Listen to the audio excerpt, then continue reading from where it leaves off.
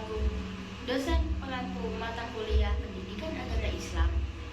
Dan yang saya banggakan kepada teman-teman sekalian, sebelum memasuki materi, izinkan kelompok kami untuk memperkenalkan diri.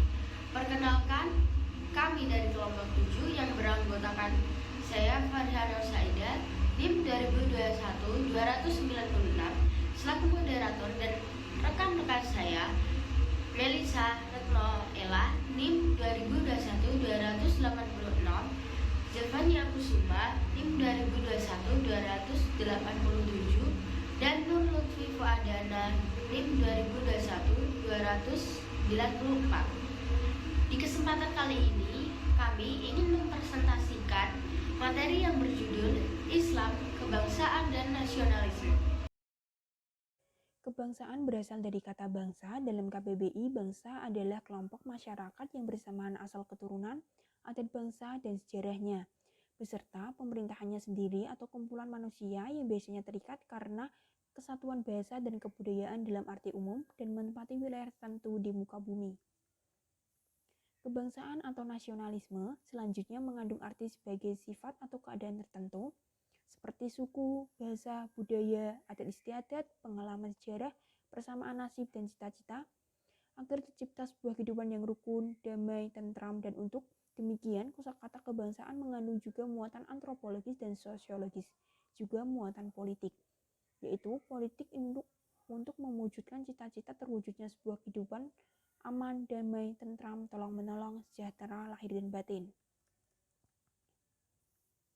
Dari uraian kebangsaan nasionalisme dalam konteks negara Indonesia, nilai-nilai yang ingin diimplementasikan dalam kehidupan berbangsa dan bernegara adalah ideologi negara Indonesia, yaitu Pancasila.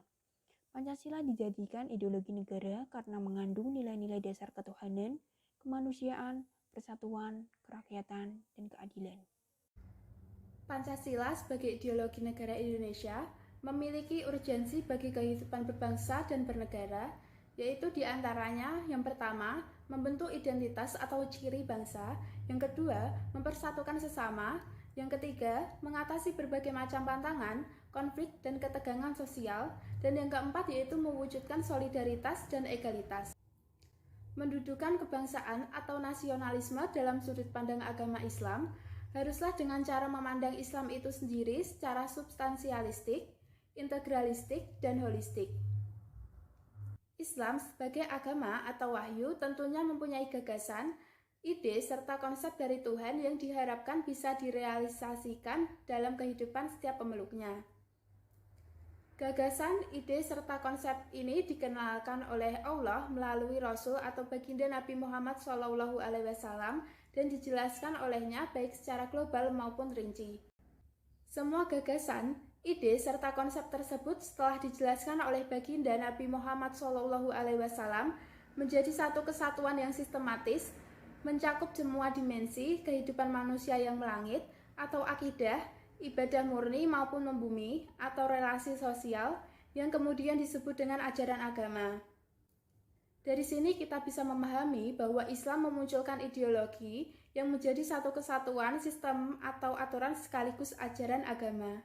Membincangkan Islam dan kebangsaan sama halnya membincangkan agama dan negara. Imam Al-Ghazali melihat bahwasannya agama dan negara adalah dua entitas yang harus berjalan seiring. Agama ibarat akar pokok dan negara ibarat batang penjaganya. Dalam Islam tidak ada istilah memisahkan agama dan negara. Pun tidak ada istilah agama adalah negara dan negara adalah agama. Ini mewujudkan sangat alternatif ketika kita mau memiliki perjalanan sejarah. Baginda Nabi Muhammad SAW, perjalanan sejarah kehidupan baginda Nabi Muhammad SAW memiliki dua periode Mekah dan periode Madinah. Dalam periode Mekah, Nabi menata spiritualitas individu Madinah, individu masyarakat dengan pendekatan persuasif. Dalam periode Madinah, spiritualitas individu-individu masyarakat telah mapan dan bisa mewarnai komunitas Madinah saat itu. Dan secara otomatis komunitas kemapanan spiritualitas masyarakatnya. Ini berarti bahwa Nabi tidak menjadikan negara sebagai agama dan agama sebagai negara. Akan tetapi agama bisa mewarnai kehidupan kenegaraan pada saat itu. Bisa kita pahami betul bahwa ideologi agama seharusnya bisa mewarnai ideologi negara, dan kita tahu betul bagaimana ideologi negara Indonesia yang sangat terwarnai dengan ideologi agama.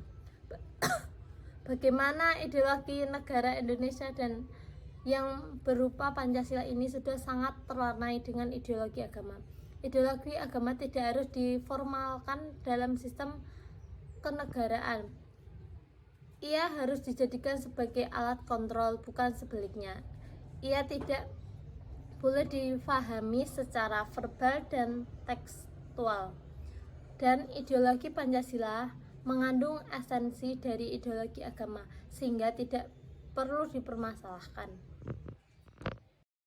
Ideologi agama yang telah diuraikan harus kita tancapkan kembali dalam benak setiap generasi insan muslim bangsa. Demikian pun dengan ideologi negara yang berupa Pancasila. Ketika demikian, maka sudah tidak ada lagi membenturkan antara ideologi agama dan ideologi negara. Generasi yang berpegang teguh pada ideologi agama, mereka akan selalu patuh, taat, loyal, dan cinta terhadap agamanya. Demikian juga generasi yang berpegang teguh kepada ideologi negara, mereka akan selalu patuh, taat, loyal, cinta terhadap negaranya. Yang demikian itu ada generasi yang religius dan nasionalis. Demikian presentasi yang dapat kami sampaikan. Apabila ada kesalahan baik dalam penulisan maupun penyampaian materi, kami memohon maaf sebesar-besarnya. Sekian, terima kasih. Wassalamualaikum warahmatullahi wabarakatuh.